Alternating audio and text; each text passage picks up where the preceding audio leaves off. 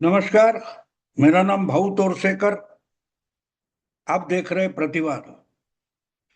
दोस्तों, इस वीडियो का जो हेडिंग मैंने दिया है वो देखकर बहुत सारे लोग अचंभित हो जाएंगे, क्योंकि उद्धव ठाकरे को हराना नामुमकिन है। ये कैसे हो सकता है? क्योंकि कल के ही दिन 22 जून को उद्धव ठाकरे बुरी तरह से पराजित हुए। और ये पहली बार नहीं हो रहा है। 2022 के 20 जून को, 30 जून को यही हालत उनकी हुई थी। और ये लगातार हारते जा रहे हैं।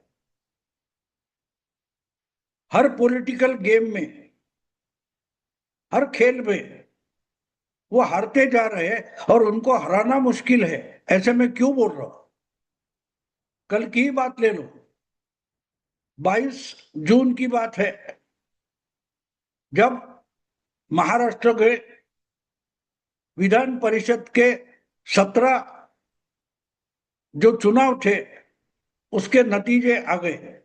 अब उसमें 17 में से 6 जगह ऐसी थी कि जहां निर्विरोध पहले ही कैंडिडेट हो चुके थे, जीत चुके थे। बची थी 11 सीटें। इसमें एक उपचुनाव था जो नागपुर का था।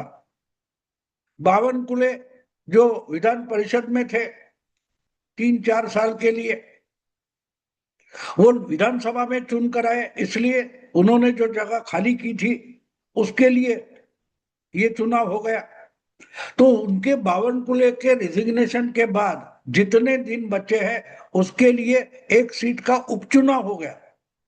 और बाकी 16 सीटें थी जो 6 साल के लिए चुनी जाएगी। तो उसमें से 6 सीटों का जो वोटिंग था वो होने की जरूरत ही नहीं थी, क्योंकि सामने कोई कैंडिडेट था ही नहीं। 6 उम्मीदवार बिना वोटिंग के चुनकर आए, क्योंकि उनके सामने कोई विरोध में खड़ा नहीं था। यानी महाविकास आघाड़ी का कोई कैंडिडेट खड़ा नहीं था। आपको मालूम होना चाहिए कि महाराष्ट्र में पूरी पॉलिटिक्स जो है वो दो धड़ों में बांटी गई है। एक तरफ शिंदे शिवसेना बीजेपी और अजित दादा की राष्ट्रवादी, और दूसरी तरफ उद्धव सेना शरद पवार की राष्ट्रवादी, एनसीपी और कांग्रेस। तो जो भी लड़ाई होती है वो सीधे सीधे दो गठबंधनों में होती है। और अर्थात विधान परिषद की ये जो चुनाव था ये भी बिल्कुल दो गठबंधनों के बीच का चुनाव था। अब ये चुनाव पब्लिक के लिए नहीं था। जो स्थानीय निकाय में नगर सेवक होते हैं, कारपोरेटर होते हैं, पार्षद होते हैं, जिला परिषद वगैरह, ब्लॉक जो होता है उसमें होते हैं, वो विधान परिषद के लिए वोटर होते हैं। तो बात साफ है, जिस साइड में जितने ज्यादा वोटर हो गए उनकी संख्या आपको मालूम है। अगर बड़ी भारी संख्या में महाविकास आघाड़ी के पास वोट होते तो वो जीत जाते। और अगर बड़ी भारी संख्या में महायुति के पास वोट है, यानी पार्षद वगैरह है, तो वो जीत जाएंगे। तो जहां हारना ही पक्का है तो लड़ने से क्या मतलब है? यही सोचकर 6 जगह ऐसी थी, 6 सीटें ऐसी थी कि जहां महायुति की तरफ, महाविकास आघाड़ी की तरफ से कोई चुनाव लड़ ही नहीं रहा था। मानो रत्नागिरी है या कोई, मुझे लगता है यवतमाल, गोंदिया वगैरह, ऐसे 6 जगह है कि जहां निर्विरोध महायुति के 6 कैंडिडेट चुनकर आ गए। और बची थी 16 में से 10 सीटें। इसके लिए महाविकास आघाड़ी और महायुति के बीच में लड़ाई थी और जोर शोर से चल रहा था। मीडिया में तो पूछो मत कि ऐसा चैलेंज है, महायुति के लिए ये चैलेंज है, वगैरह वगैरह चल रहा था। आखिर में यह तय हुआ कि 6 सीटें निर्विरोध आ गई और 10 सीटों के लिए वोटिंग होगी। लेकिन उसमें भी आइडिया थी कि भाई कौन चुन कर आएगा। लेकिन 16 सीटों के लिए जो चुनाव हो रहा है वह कम से कम एक सीट तो महाविकास आघाड़ी की आनी चाहिए, इसके लिए प्रयास होने चाहिए। शरद पवार हो, सुप्रिया सुले हो, उद्धव ठाकरे हो या कांग्रेस हो, उनको ये प्रयास करना चाहिए था कि भाई हमारा 16 में कम से कम एक तो आए। अब 6 निर्विरोध आ गए तो बचे 10 सीटें हैं, तो 10 सीटों में पूरी ताकत झोंक कर कम से कम हम एक सीट जीत कर दिखाएंगे, ये जीत तो होनी चाहिए। लेकिन जो लड़ने की इच्छा ही जिनके पास नहीं है, इच्छा ही मर गई है, वो लड़ेंगे क्या और जीतेंगे क्या? तो ये मामला था। लेकिन फिर भी पिछले 20-25 दिन से ये विधान परिषद के चुनाव की खबरें जोर शोर से चल रही थी, लेकिन अचानक एक हफ्ते पहले जो 10 सीटों के लिए वोटिंग होना था वो 18 जून को होने वाला था, लेकिन 11-12 जून से अचानक दूसरी खबरें ऐसी आने लगी कि महाराष्ट्र का मीडिया और महाविकास आघाड़ी के लोग भूल गए कि हम विधान परिषद के चुनाव में उतरे हैं, अखाड़े में उतरे हैं, हमको लड़ना है और कम से कम 1-2 सीटें मिलेगी, उतनी तो जीतनी है। लेकिन 11 जून के बाद आहिस्ता आहिस्ता पूरा पॉलिटिकल गलियारा भूल गया कि भाई विधान परिषद के चुनाव है, और मामला ये शुरू हो गया कि उद्धव शिवसेना के 9 में से 6 या 7 लोकसभा एमपी टूटने वाले हैं और एनडीए में जाने वाले हैं, शिंदे की शिवसेना में जाने वाले।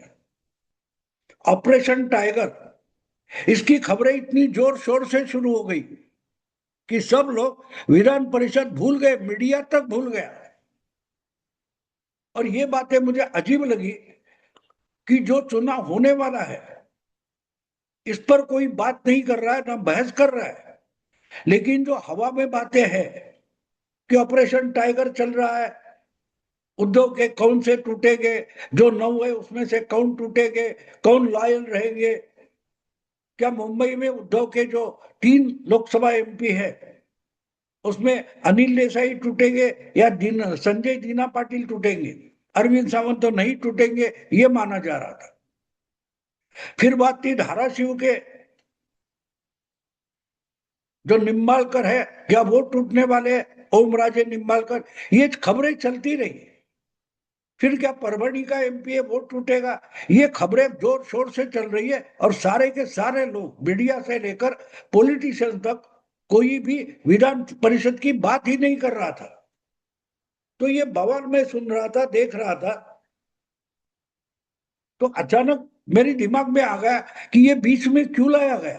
तो मैंने एक मराठी में एक वीडियो प्रतिपक्ष पर डाला था, जरा गेम तो समझ लो। ये विधान परिषद का चुनाव दरवाजे पर खड़ा है, और ये जो लोकसभा के 6 एमपी टूटेंगे, अमित शाह तोड़ेंगे या ऑपरेशन टाइगर, ये खबरें चल रही है, तो क्यों भूल गए हो कि विधान परिषद का चुनाव 18 तारीख को है, वोटिंग होने वाला है, और 2-3 दिन में उसका काउंटिंग हो जाएगा, उसके रिजल्ट आने वाले हैं। ये फैक्ट है, सामने खड़ी है बात। और आप सब हवा हवाई टूटने वाले हैं वगैरह, जिसका कोई सर न पैर था, कोई उसकी गारंटी नहीं दे रहा था। हाँ, एक बात है कि ये कोई प्राइवेट जेट से, चार्टर्ड प्लेन से दिल्ली को निकल गया, उनके साथ ये है वो है। फिर उद्धव ठाकरे के जो लॉयल है, संजय राउत, अनिल देसाई या अरविंद सावंत, उन्होंने कोई प्रेस कॉन्फ्रेंस की, ये खबरें जोर शोर से चलती रही, लेकिन कोई विधान परिषद के चुनाव के बारे में बोलता तक नहीं था। और 18 तारीख को उसका वोटिंग हो गया। 18 तारीख को विधान परिषद के लिए वोटिंग हो गया, लेकिन उसके नतीजे क्या आएंगे उस पर भी कोई बोल नहीं रहा था। मुझे अजीब इस बात का लगता है, जो सामने हो रहा है उस पर खबर क्यों नहीं होती, क्यों बात नहीं होती, क्यों बहस नहीं होती। इसलिए मैंने वोटिंग के एक दिन पहले 17 जून को मराठी में वीडियो डाला था, अरे यार गेम तो समझ लो। एक बात होती है जब किसी की शिकार की जाती है तो उसको संदेह में ढकेला जाता है, यहां दौड़ू वहां दौड़ू, क्या करूं, कहा भगदड़ मचाई जाती है। तो लोकसभा के 6 एमपी टूटने वाले हैं, इस पर खबरें चलाने से एक तरीके से उद्धव की पार्टी और महाविकास आघाड़ी को भगदड़ में लाया गया, नहीं जाएंगे, टूटेंगे, नहीं टूटेंगे। अरे लेकिन वो बात छोड़ो, वो शायद और 1 महीना चल जाती, नहीं होता। लेकिन एक बात तो साफ थी, विधान परिषद का चुनाव तो होने वाला था, डिक्लेयर हुआ था, वोटिंग होने वाली थी, और वोटिंग हो भी गई तो उस पर कोई नहीं बोल रहा है। जब आपको आपके स्थानीय इकाई के जो पार्षद वगैरह है, कॉरपोरेटर से, उनको वोटिंग के लिए लाना था, उनको छोड़कर जो भागने वाले हैं वो कहां छुपे, उसके पीछे उद्धव ठाकरे की पूरी पार्टी और सारे चाणक्य पड़ गए।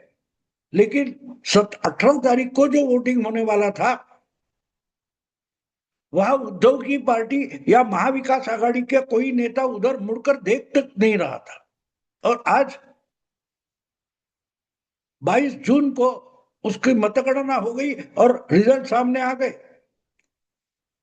16 तो महायुति ने पहले ही जीत ली थी, उपचुनाव तो बीजेपी जीतने वाली थी, बचे थे 10 सीटें, और 10 में से सबकी सब सीटें महायुति लेकर गई। और बात यह अजीब है कि नासिक की जो सीट थी उसके लिए महायुति के ही बागी और ऑफिशियल कैंडिडेट में लड़त हो गई और बागी जीत गया। तो बागी भी जीत गया, महायुति का एक कैंडिडेट हार गया, लेकिन उसको हराने वाला जो है वो महायुति का ही बागी है। यानी शिंदे शिवसेना का अधिकृत उम्मीदवार था, ऑफिशियल महायुति का उम्मीदवार था, वो चुनाव हार गया, लेकिन जीता कौन? महायुति का ही बागी जो बीजेपी का कैंडिडेट था। यानी बीजेपी से जिसने बगावत कर दी और महायुति के उम्मीदवार को हराया, मतलब साफ है कि महाविकास आघाड़ी के वाले में एक भी सीट नहीं आई।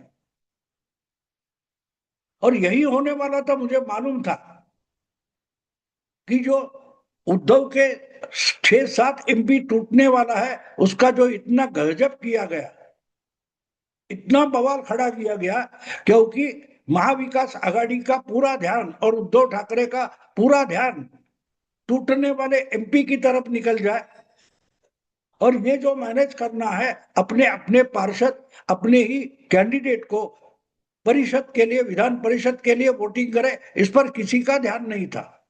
और पूरा फायदा उठाते हुए 17 की 17 सीटें एनडीए यानी महाराष्ट्र की जो महायुति है वो जीत गई, और महाविकास आघाड़ी के पल्ले में सिंगल सीट भी नहीं है।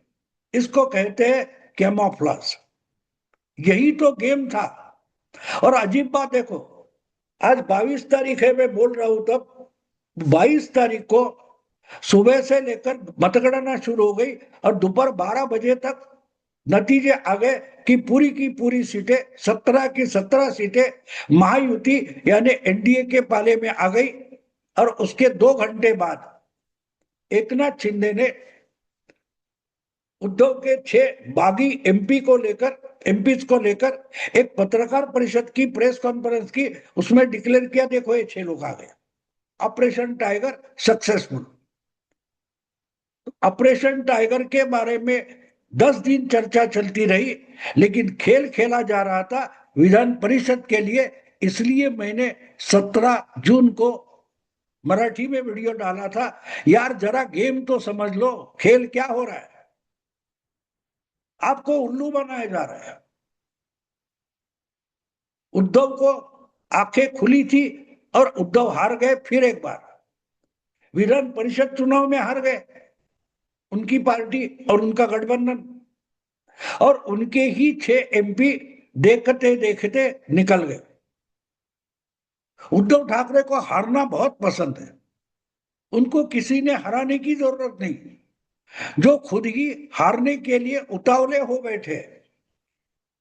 हारने के लिए वो बहुत प्रयास करते, जीतने की कोशिश बिल्कुल नहीं करते। और इसलिए जो मैंने इस सब्जेक्ट का हेडिंग दिया है, उद्धव ठाकरे को हराना नामुमकिन है। वो बोलते तुम कौन हराने वाले हो मुझे, मैं खुद हारने के लिए प्रयास करता हूं, हारने की कोशिश करता हूं।